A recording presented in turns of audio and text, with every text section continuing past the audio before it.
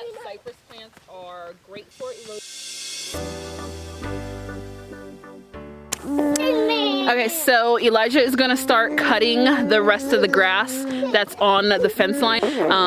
We're probably gonna start building the bricks over on the corner section on the other end of the property. So we just need to get that cleared out, as well as doing the 168-foot section, clearing that out as well.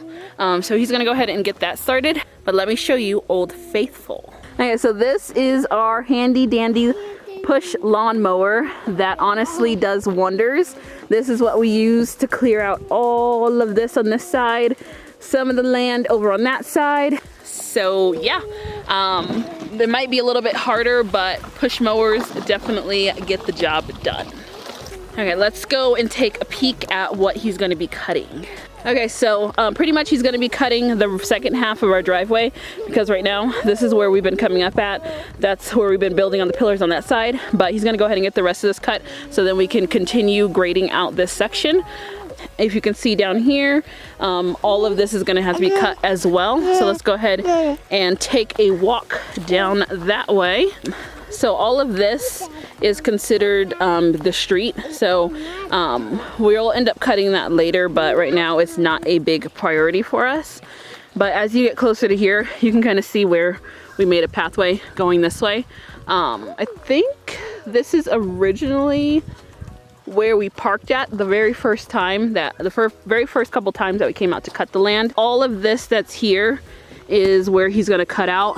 We have a lot of dead trees, so these are yuccas. We have a lot on the property, at least I think they're yuccas. Pretty sure they're yuccas, but we have a bunch on the property, but also around them there's a lot of dead fallen ones, which I will take you over there to see. So basically in this entire area we have a bunch. Luckily our fence should end up going right between them, because you can see that there's two, one right here, one right there, and then another two that are down there, and then we have this one. Our fence will go right in between these, so we won't have to worry about getting rid of them now if we decide that we want to keep them later. But a lot of them have a lot of dead fallen pieces, so I don't know what caused them to die. I don't know if it's normal for them to be like this, but yeah, if you guys could let us know what we can do for those yuccas to, one, keep them from dying, two, to get them to grow straight up, because we do have some other ones that are growing sideways on the property, and then three, to just not make them look the way that they look. So if you guys can give us some advice, we would love that as well.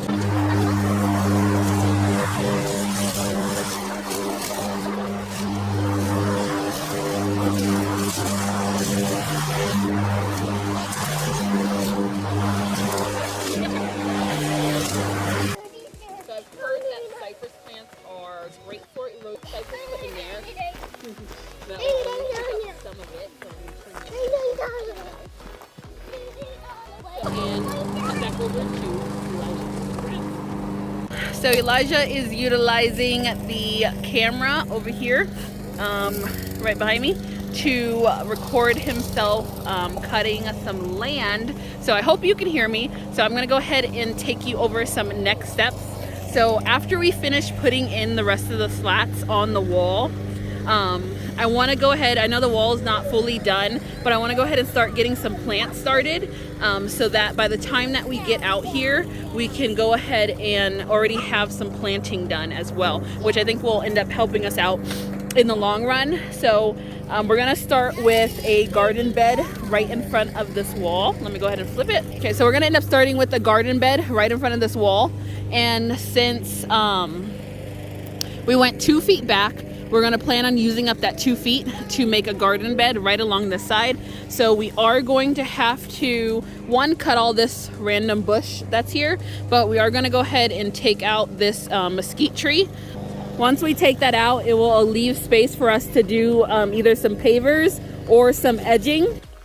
So we want to go ahead and put in a cypress plant on both sides of our driveway entrances. So the other one will end up being down there. This one will be here.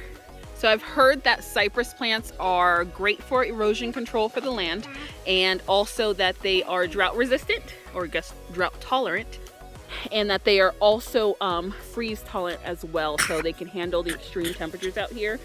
We are about at 4,000 elevations, so it does get a little bit colder up here during the winter, so we'll definitely need to get some plants that can handle that. But once we get the cypress put in there, that will only take up some of it.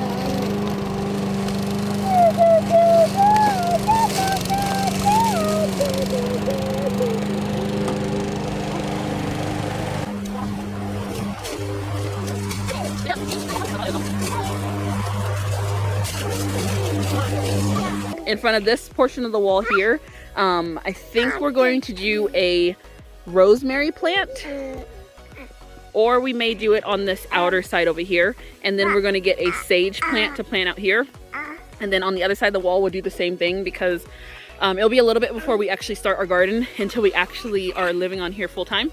So just like the cypress plant, those ones are drought resistant, and they are also freeze tolerant as well, and they taste good. So I figured, why not get those growing outside the plant? They grow in a bush-like type state, so I'd rather have a useful bush out in front of our property line rather than planting basically shrubs and bushes that don't really serve a purpose for us. So. Okay, so while Elijah was cutting, the blade looks fine under there. It looks good. I don't think it bent it.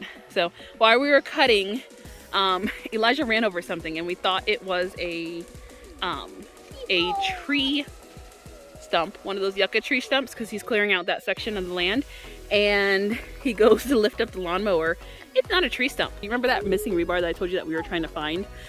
He found our middle property rebar, because if you don't remember, we have 2 parcels that we purchased as one, and yeah, we needed that middle rebar. So let me show you really quick what it is.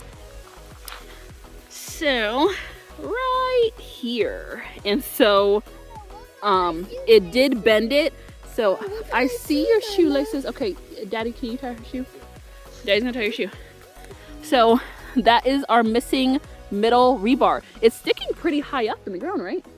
Like, I don't know how we missed that. I have no idea how we missed that. Maybe it was all the overgrown grass, because that's pretty high. So we'll have to unbend that, but lo and behold, welcome to our second the middle of our property line. That is great. So now when it comes to building the guest house, it will be a lot easier in the main house to make sure that we're 20 feet away from the property lines as well, because yeah, that's crazy that we found that. So we found our middle rebar, what, like a month later? A month after looking for it. So I guess in due time, good things will come. So I'm gonna cut you guys back over to watch Elijah finish cutting some more grass.